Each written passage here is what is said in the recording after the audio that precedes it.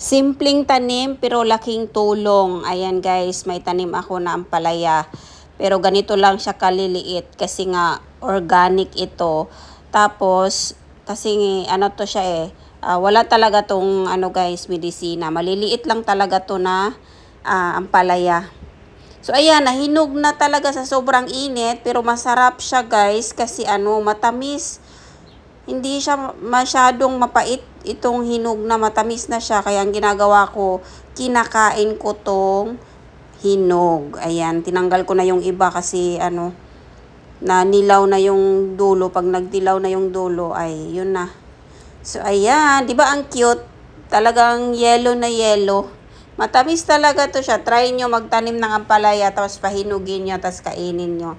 Ayan, nung una, ganito siya kalaki yung mga dahon niya guys, ang tataba.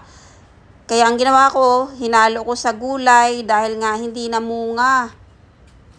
So yung tinanggalan ko na yung mga dahon, siya, namulaklak. So ayun, nagbunga, o 'di ba? Maliliit.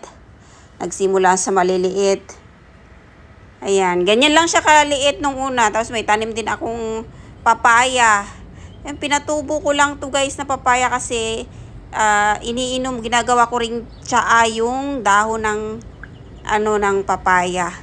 So ayan, na-share ko lang, 'di ba? Kahit konti lang yung tanim, malaking tulong na rin para sa akin dahil mahal ang gulay dito sa Taiwan. Mahal, lalo na pag organic, guys. Malaking tulong dahil dahon, bunga ay magagamit ko, makakain ko siya, o 'di ba? God bless everyone.